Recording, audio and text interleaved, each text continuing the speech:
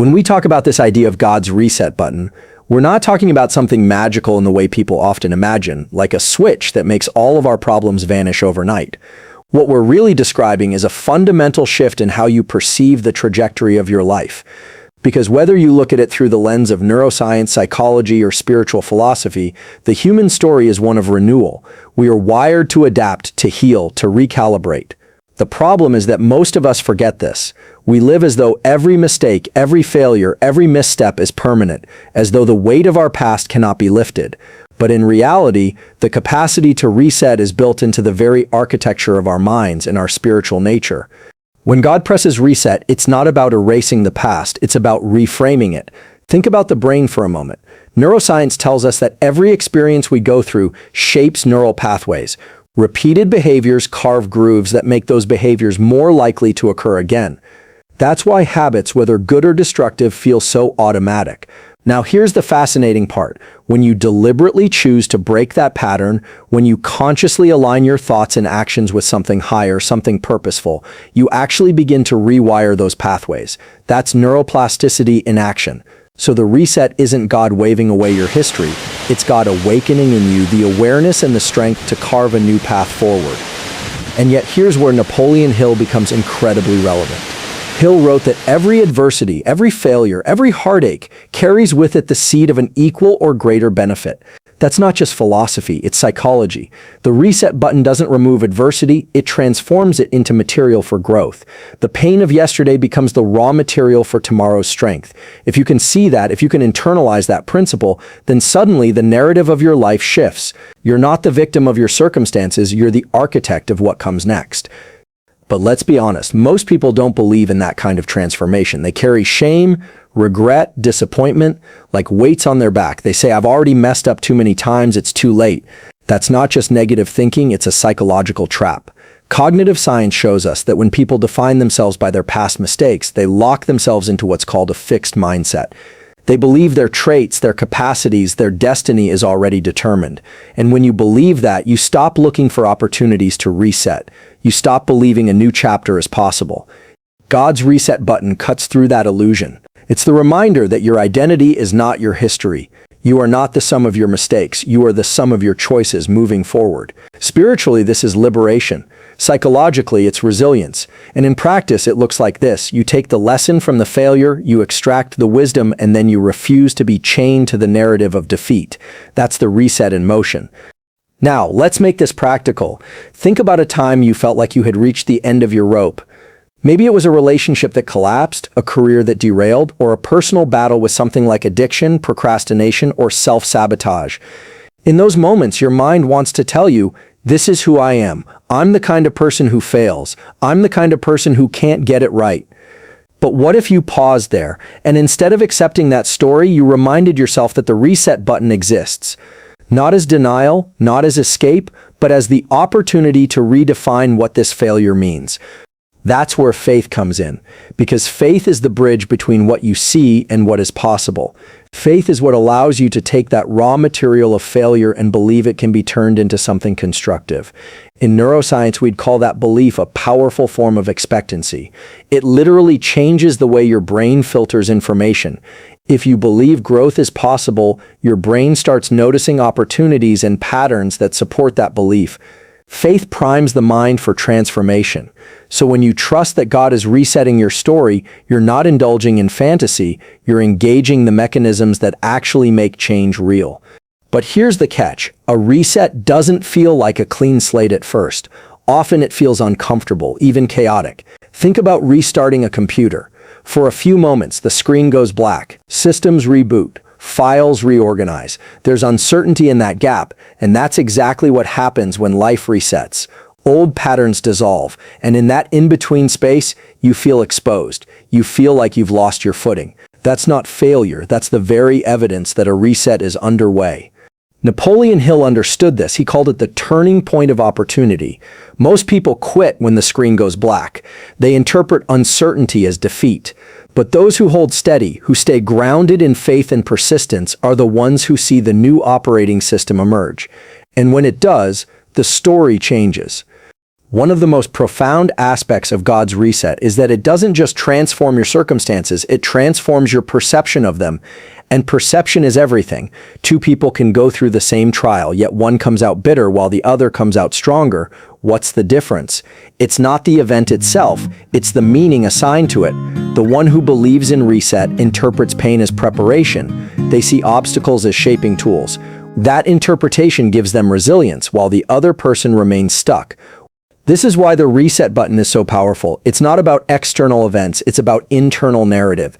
It's about rewriting the story you tell yourself about your own life. And when that story changes, everything else follows. Your habits, your relationships, your sense of possibility. Now let me pause here and challenge you directly. If you believe that God has a reset button, then ask yourself, what story am I clinging to that no longer serves me? What narrative am I repeating that keeps me stuck in the past? Because until you identify that script, you can't rewrite it. Awareness is the first step. God provides the reset, but you have to press it. You have to decide that the old story is over. And this is not just an abstract idea.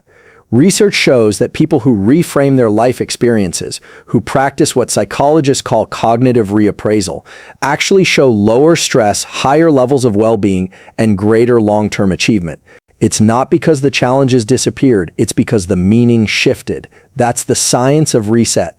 Combine that with the faith of reset, the belief that God is for you, not against you, and you have a formula for transformation that no circumstance can defeat. The truth is, you are going to face moments when it feels like everything is collapsing. That's not the end of your story, that's the reset. The very moment you feel least qualified to start over is the moment you are most ready. Because humility, vulnerability, and brokenness are fertile soil for growth. Seeds don't grow on marble floors, they grow in broken ground. And your brokenness, if you let God use it, becomes the very soil from which new life emerges. So here's the takeaway. Don't fear the reset, don't resist it. The pain, the failure, the uncertainty, they are not signs that you've lost. They are signs that something greater is being constructed. The old chapter has to close for the new one to open. And when it does, you will realize that none of the setbacks were wasted. Every single one was material for the reset, raw data for your growth, evidence that you were being prepared for more. The reset button is God's way of saying you are not finished. You are not defined by what was. You are defined by what can be. That's the truth. Napoleon Hill hinted at when he wrote about opportunity hidden in adversity. It's the truth. Neuroscience confirms when it shows us the brain can rewire itself. And it's the truth your spirit already knows that renewal is not just possible, it is inevitable when you choose to believe in it. So the next time you feel like you've failed beyond repair, remember this. The reset is already in progress. Your only task is to cooperate with it. Step forward, reframe the story, and trust that the hand pressing that button is wiser than your fear. Because in the end, the reset isn't about losing who you were. It's about uncovering who you were always meant to be. And that leaves us with a simple but profound reflection.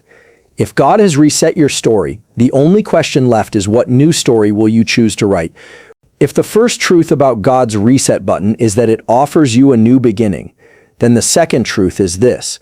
The reset only changes your life if you engage with it. And this is where many people miss the point.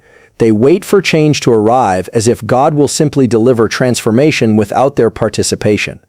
But life doesn't work that way, and neither does faith. A reset is not the same thing as an automatic upgrade. It's an invitation. You're handed a new script, but you still have to act it out. Napoleon Hill made this abundantly clear in his teachings. He said, definiteness of purpose is the starting point of all achievement. That's not passive language, it's a call to clarity and to commitment. Faith by itself opens the door to possibility. But without purposeful action, possibility remains just that, an idea, an unfulfilled vision. When God presses reset, the next step is yours. Think about this through the lens of psychology. Your brain has mechanisms designed to conserve energy. It favors familiar routines, even when those routines are destructive. This is why change feels hard.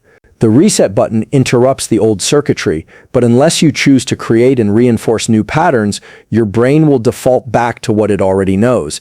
This is why some people receive moments of inspiration, profound clarity, or spiritual awakening, but within weeks they slip back into the same behaviors as before.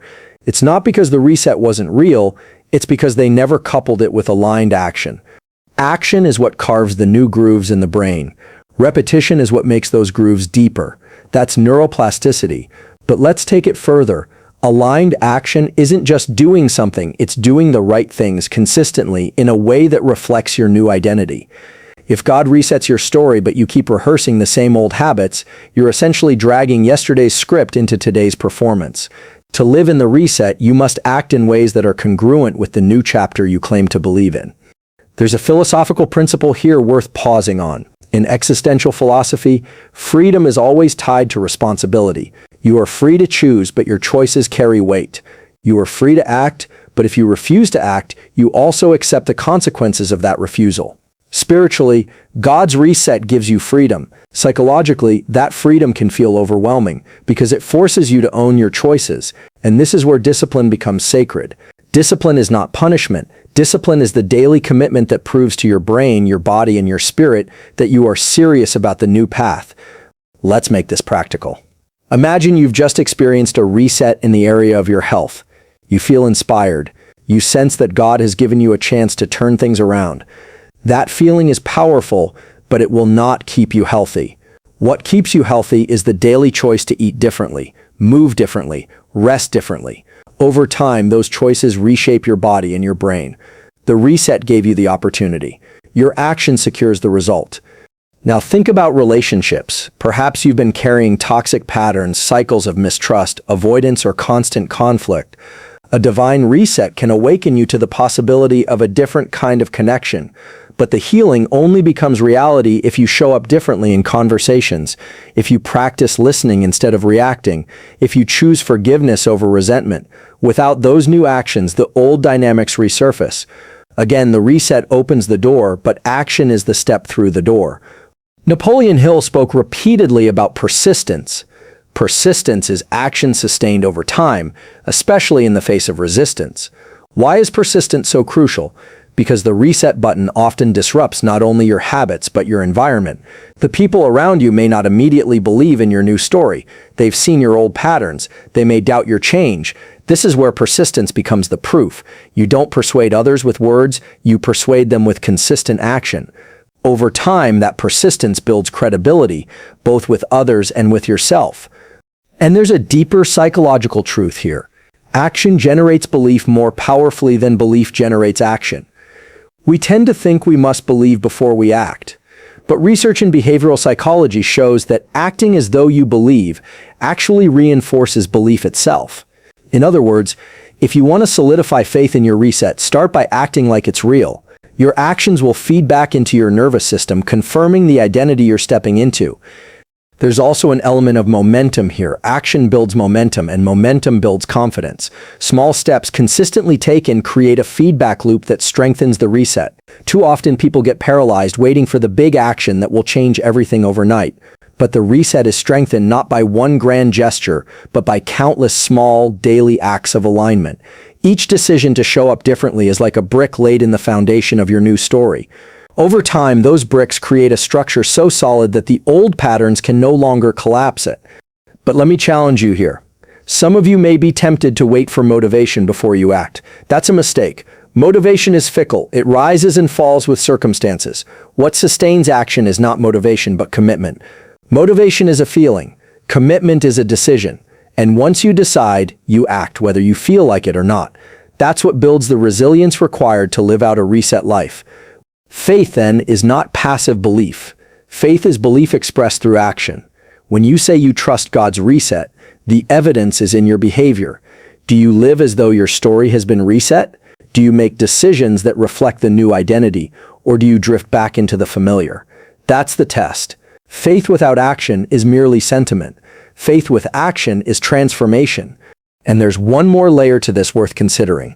When you align action with faith, you're not only changing your own life, you're influencing the people around you. Human beings are social creatures. We model each other. Neuroscience tells us about mirror neurons, the systems in our brains that fire not only when we act, but when we see others act. That means your persistence, your daily discipline, your embodiment of the reset becomes contagious. You model possibility. You show others what it looks like to step into a new story. In this way, your action multiplies the impact of God's reset far beyond yourself. So let's put it together. God presses reset, giving you a new beginning. Faith is the inner trust that this new beginning is real, but it's aligned action, purposeful, disciplined, persistent action that turns that beginning into a lived reality. Without action, the reset fades into memory. With action, the reset becomes the foundation of a new life. The profound challenge and the profound opportunity is to recognize that every day you are faced with choices that either affirm the reset or undermine it. Every habit is a vote for the person you are becoming. Every decision is evidence of the story you're writing. And over time, those small votes accumulate into a life that either reflects the reset or denies it. This is why Hill was insistent on definiteness of purpose. If you don't know your purpose, your actions scatter. They lack alignment. But when your purpose is clear, every action becomes a step in the same direction. Purpose organizes your behavior. It eliminates distractions. It sharpens your discipline. And when combined with faith in God's reset, purpose-driven action becomes unstoppable. So here's the reality. You are not waiting on God to do more. God has already pressed reset. The question is whether you will act in a way that honors that gift. Will you discipline your mind, your habits, your choices so that they reflect the new story, or will you drift back into the old narrative out of comfort and fear? The reset is not a guarantee, it's an opportunity. What you do with it is entirely up to you. And that brings us to the final thought. If you believe God has reset your story, then the most important question you can ask yourself each day is simple. What action today reflects the story I want to live tomorrow? Answer that question daily with clarity and persistence, and your life will not just tell a new story, it will embody it. So I'll leave you with this. Faith is the spark, but action is the flame. And if you keep feeding that flame, it will light a path so bright that the darkness of your past will never define you again.